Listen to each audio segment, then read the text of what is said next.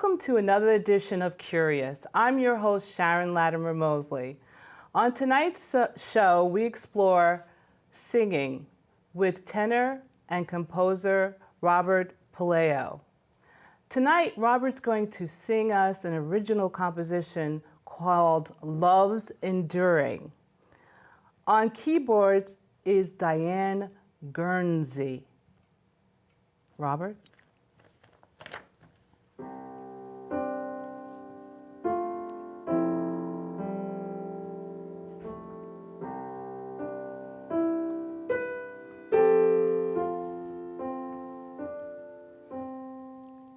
Love is kind, love is patient,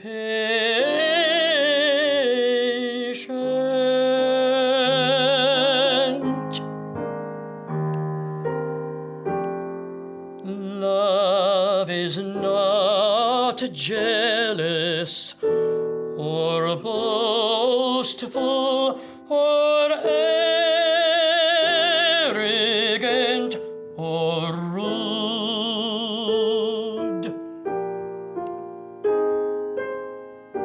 It does not insist on its own way.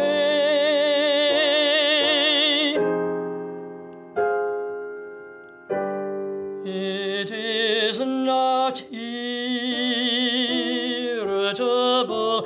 or resentful. It does not rejoice in wrongdoing,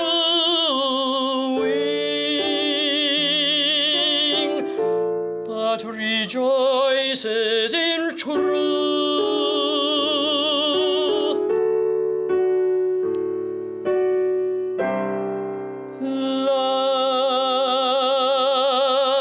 Love bears all things, believes in all things, hopes in all things,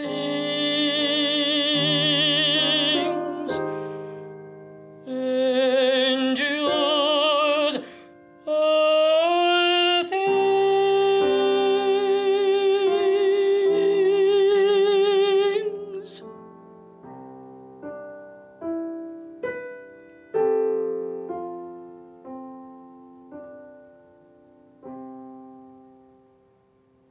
Robert, that was beautiful. Thank you. Tell me about that composition. Well, I wrote it for two gentlemen who got married last year, and they got married at Trinity St. Paul's in New Rochelle, where I attend, and I'm a member of the choir, and I'm their composer in residence. So I sort of approached them and asked them, what did you think possibly if I were to compose something for you? And of course, one of my favorite texts of all time when it comes to describing love is the text that I set, which is from 2 Corinthians, love is kind, love is patient. I think it's a beautiful, probably the most beautiful definition of love that I've ever read, what love is and what love isn't. So I wrote that. So once I get my text, then it emerges for me. So I write at the piano, and it's, you know, I'm at my piano, and I just start writing. I try to find, in the beginning, kind of my harmonic vocabulary, what key it might be in, and I just start. So are you hearing a melody when you start? Sometimes I do. Sometimes I work it out as I'm working it out on the piano. And sometimes I'll be like, no, it just doesn't feel right. What my guide is that if it's not something that I would enjoy listening to myself, then and it doesn't ring true to me as a listener, then I will say, no, scrap that and start again. Yeah. I love it. So I want to talk to you today about singing. Okay. Because I think you're an amazing singer and an amazing teacher. Well, thank you. So I wanted to ask you, where does the singing voice come from? Because when we were riding over here in the car, you had a little hoarseness and groveliness, and I said to myself, how's he going to do this? But there it was. So where does the voice come from? Well, physically, the voice, of course, does come from vocal cords. However, the trick is that you do not want to sing on the vocal cords specifically, and that becomes your support. Like a house has a foundation onto which you must build on, and if the foundation is weak, the house, no matter how beautiful or how strong the top of the house is or the middle is, it'll collapse. So right here, this is the engine. This is our whole diaphragm, the whole circumference of our diaphragm. Okay. Is what we use. So how do you breathe from here and not here? I understand what you're saying, but I don't know how the breath gets down there to get up here. It is very counterintuitive because our instinct is when we want to take a big breath to yell or sing, we want to do that right away. So what we want to do, however, is as we breathe in, this expands like so. Wait, so we breathe in. That is counterintuitive. And then when you blow out or sing, this deflates. Kind of like bellows. Okay. Bellows come out, suck in the air. Then when the bellows are squeezed down in the bottom, right. Now, in this position of standing, it's very unnatural. However, I will show you there are positions that we normally do breathe this way. So I always start my singers who are brand new to this concept. I have them. Would you like to actually stand and do this, or you want me to demonstrate? I don't know if I'd have to ask my stage manager. Can I stand up or not? Can I stand up? No, I cannot. Okay. Well, then I will demonstrate. So if one is to breathe from this position, believe it or not, and actually breathe in and out. The only part of our bodies, because gravity makes this possible, is the diaphragm. Same thing that if you lie flat on your back in your bed, if you put a book on your diaphragm and you breathe in, that book will naturally go up because the diaphragm will expand, and when you blow out, the book and the diaphragm will come back down again. Okay. Our problem is we're not four-legged creatures. No. Where this would, and you can't sing this way, quite awkward. So you having to mindfully learn how to do that while standing is part of the practice of it. And it takes practice. So when you practice, then it'll become second nature, or? Yes. Okay. Yes, but second nature to the extent that you can rely on it more, but I still have to be mindful of it every single day. It's easy to fall back on, I guess, what we would call old muscle memory. Yes. You know, you're building, in many ways, newer muscle memory.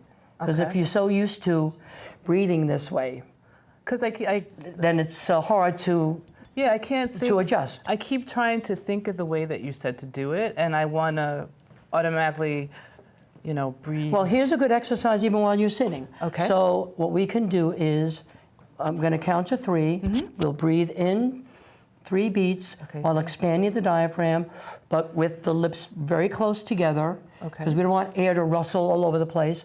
And then we're going to blow out to 3 like we're blowing out a candle slowly, and deflate. And so the 1, 2, 3 breathing in and 1, 2, 3 blowing out is a good way to at least isolate the breathing without the voice getting in the way in the beginning.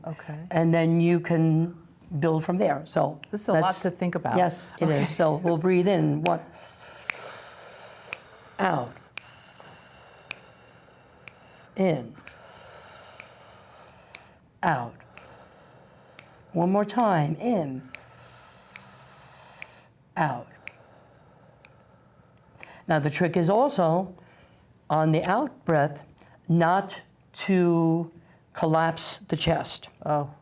Because many singers and many people have the first part down, and then if you do that, it's kind of like, I'll use the analogy with my students, that if you have a tube of toothpaste, and if you're going to press the tube of toothpaste from the middle, you're missing all the toothpaste on the bottom. Same with the air. If you're going to collapse, all that air that is waiting to be utilized and focused through as part of the sound gets lost. Now, does this breathing have any effect on your on the muscles in your throat and your voice? Does it not strain it as much? Or Yes, because then when you sing a note, you sing it from here. If you sing on the throat, then all the tension is on the throat, on the vocal cords. Okay. And I'm sure you've seen many times some pop singers, they have these big voices and their veins are popping out. Yes. That means that it's very throat oriented. And you could do it for a while. You can do it when you're quite young for a while, but you keep doing it. The muscles after a while are going to say, please, no more. So this is, again, the foundation where you want to feel like the sound comes from here and sustains from here. So it's like your whole body is your instrument, and you want to feel very grounded. It's actually, to me, a very spiritual, kind of meditative experience when I'm really feeling in the groove of it, where you're like, it's almost like I'm singing, but I'm being ridden on waves of singing. You know, when it really works. how do you remember all this stuff? This is a lot to remember. You remember the breathing, you're remembering the lyrics to the song, you're remembering the melody of the music. How much practice, how long do you have to practice to... It depends, first of all, on what all you're working on. But it takes, I think it takes consistent daily practice. For me, at a minimum, of vocalizing the voice, I prefer the morning when I'm more energetic. And I can do anywhere from a 20 minutes to a half an hour, sometimes even 40-minute warm-up. And my warm-up includes also some warm-up arias or songs. There are certain songs or arias I like to sing that warm up not only my ability to breathe and sing the notes and the range and get all that together, but also to warm up my musicality. So what are the arias that you like? I always do. There's a wonderful aria from the Christmas Oratorio of Bach, and it's the aria that the shepherds are saying, "Come see the child." So, Frohe Hirten. Oh. And then I like to do Eco Ridente from Barber of Seville, which has, some of the sustained notes, and it also gives me a chance to develop what's called the coloratura. The very quick coloratura has both of that in there. So that's what I enjoy doing. So is another developing question. the voice that way. I didn't mean to interrupt. I'm sorry. The other, how do you find your key? Now, how do you find? I used to sing in the key of A, but how does a music teacher or an individual find their key? Well, first of all, it depends on the range. And in classical music, it's a bit easier because if you're a tenor, there are things specifically written for tenor. Same soprano, mezzo, etc. However, there are different versions of tenor, soprano, bass, etc. There are the lyrical lighter versions of each range. There are what we call the spinto, which is lyric but kind of fuller, which is more sort of what I am. And then you have the dramatic, and then in the tenor range, you have what's called the Helden tenor, which is more the Wagnerian. So there are certain repertoire for certain vocal types that help us. As far as pop singing and all that, that's a different story. Okay. And that really, the singer has to just try it, go through different keys, and a lot of it is where the break of the voice is. Because that determines, we all have that, that break in the voice, where the voice wants to crack into the higher voice. And what do you do when the voice, when you reach your plateau? What do you do? You have to know how to go into a more mixed voice and the higher voice. And I know what that means, but what does that mean? What you just did, what does that mean? For example, you got your higher voice. Hey, hey, which is my head voice, and then you have your chest voice, but you want the chest voice and the head voice to be able to come together and flow one through the other. And that's years of practice, that's years of training. It's also really trusting in the breath, because you can't let that go. And it's daily. Now, what if you don't have a musical ear? How do you hear harmony? So if I'm singing with someone else, how do I find that place where our voices blend together in harmony? In terms of singing harmony against melody? Again, by trying it. I'm just one of those people that you learn by doing. So, and of course it helps to have people around you, teachers, people that have the ear, that can also see what's going on physically with the singing, the ears to be honest enough of, okay, this is pitchy, this isn't. And it's like learning anything else, basically. Are there strategies for singing out? Some singers have really strong voices. Is there a way that you can do that?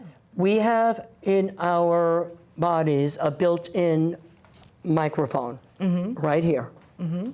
So many people think open wide your mouth and out there, and no. No? Our microphone is right here. So it's the difference between very back or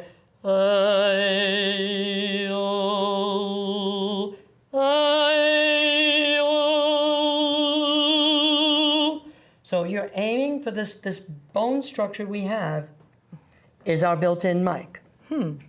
And along with that goes the tongue position, the tongue always by the bottom teeth, a little bit of a hill, and finding your physical way that unique to yourself of that balance between the supporting and also the placement of the resonance. Okay. Without, of course, the jaw being tense. It's a lot. Yeah, it's a lot. Now we're going to switch gears and we're going to talk to Robert personally. Welcome back. We're going to continue our conversation with Robert Puleo. Welcome back, Robert. So you said that your mother was your first music teacher, vocal teacher? Yep. Could you tell me a little bit about that? When did she realize you had talent? Well, I was very young. I mean, I'm told I was around 3 or 4. 3? And she would sing some notes to me, and I would sing them back perfectly. Oh my I had goodness. that high voice from the beginning. So what she would do is she taught me some Italian songs, like Volare. Oh, she taught me that. And then she actually taught me some opera arias by rote. One of them being, Ridi Pagliacci. How old were you? Then 3? It started then. I mean, it's kind of murky, but I remember pretty vividly, sitting on the table, and there she was, and maybe she's getting breakfast ready or whatever, and she would just sing, and I'd sing back to her. So there was something going on that she felt that I should, pursue it. Also, whenever they played any opera, either recordings or any of the broadcasts from the Met, my ear went right to it. And I just loved the sound of the voices being produced operatically. It was like made for my ears. And your dad's a musician too. Could you tell me a little bit about that? Yes, he is a pianist. And actually his brothers all played instruments, many instruments. Some of them played more than one instrument. And he plays piano. He has a particular affection for jazz. He does some pop, and he likes to do some Latin. And he loves rich harmonies. And I think that part of him is in my genes, because I'm very much into different harmonic possibilities in my own music making or in what I like to listen to. So tell me, when you were younger, you auditioned for the Met. Yes. And so how did that come about? And how did you What was Well, that experience like? In the Bronx, we lived in a two-family house, and there was a yard, a backyard with a fence. And I used to go out there and I would sing. She would sing in the backyard. Right, right. And I remember vividly some man had passed by and said, "Oh, can I, you sing, you should kind of speak to your mother." So I brought him in the house, and he had said, he should, audition for the children's chorus at the Met. So that began, my mother found their number, and I went, and what was interesting was when I went to do my audition, while most kids, they would say like happy birthday or something of that nature, I went and actually sang Vesti la Jupa from Pagliaccio. And Maestro Martin, then the director of the children's chorus, I remember vividly that he had an upright piano, and I'm like, Regita, as this kid.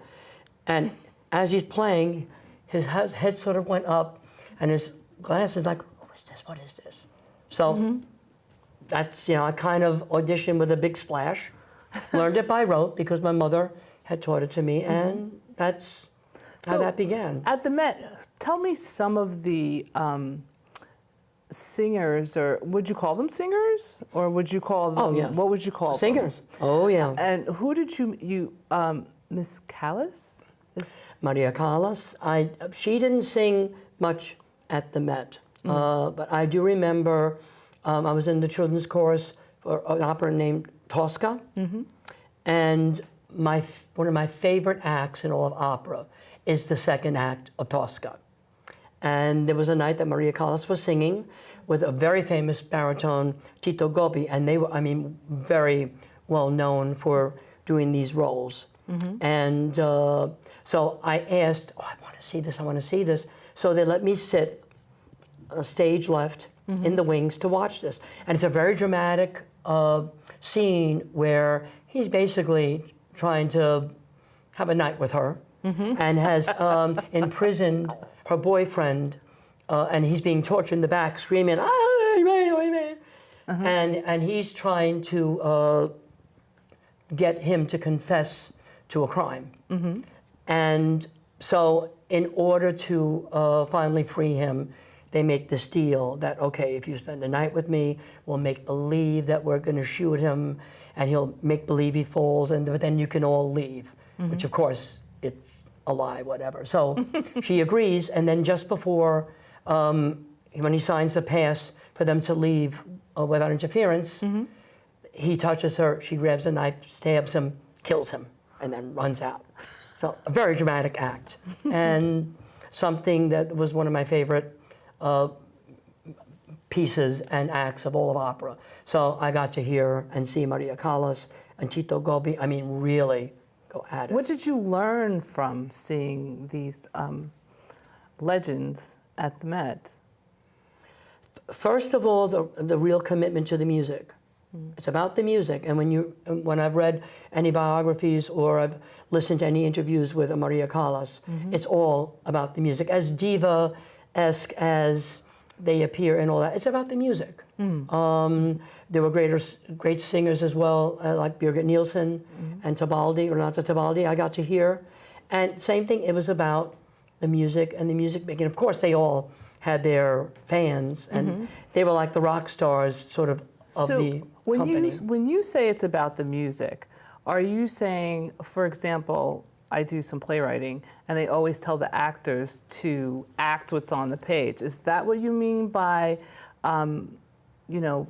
sticking to whatever the writer wrote in the music? Or what do you mean when you say You want to be faithful to the style of singing for that particular time period. Singing Mozart is more of a classical style, and it's all line. You do sing with line, but it's a different kind of phrasing than the more romantic. The German opera, the Wagnerian and Strauss operas are very different from Puccini or Verdi. So you want to be cognizant of the style and be faithful to it. However, you don't want to turn it into a museum piece either. You know, you can give a perfect vocal performance, every word perfect, but be boring as hell. And so you want to also have that right combination of musicality, of acting as the character, faithfully to the score and to the plot, while at the same time making music and being faithful, of course, to the composer's wishes. And yet you can find ways to make it your own as well. It should be a living and breathing experience. It's not a museum piece. So tell me, from a singer's perspective, what's the singer's relationship with the audience? What is happening between the singer and the audience? I definitely can feel energy that comes from an audience. I think it's important. I'm glad you brought that up. There's a wonderful quote by a composer, Benjamin Britten, whose music I love. I've sung a lot of his music. It seems to be tailor-made for my voice, a lot of what he wrote. And he talked about the trinity of music, that you've got the composer, you've got the musicians that are singers and instrumentalists, and you have the audience. They are part of that trinity of music. So it's not this experience of we're going to perform, give it out there and entertain. It's a give and take. I can feel that energy. And so I think our job is to invite an audience into the world that we are singing about and make it as immediate and emotionally tangible and communicative as possible. And you feed off of it. I can feel audience, and audiences really want to be with us. They, you know, there may be some people that are nitpicky, critics, whatever, but people go to these events to be entertained, and they want to get something out of it. And I hope they also get some inspiration. I think it's a lot more than just entertainment. I think it's also a very spiritual, for me, experience at give and take. You mentioned that to me the other day, that you felt that music is healing. Yes. And have you witnessed that at all? Yes, and I think the story that caps that for me is I was the musical director of a chamber vocal ensemble group in Connecticut for a good number of years, and we would perform in an assisted home facility any of our concerts as payment back for them letting us use that facility to rehearse in without having to pay a fee. That's nice. Look at And so we performed one time, and a woman came up after the performance and said to me and a few people who were singing, she said, "I want to thank you because you let me forget about my pain for a while." Oh, and that's amazing. You can't get more spiritual.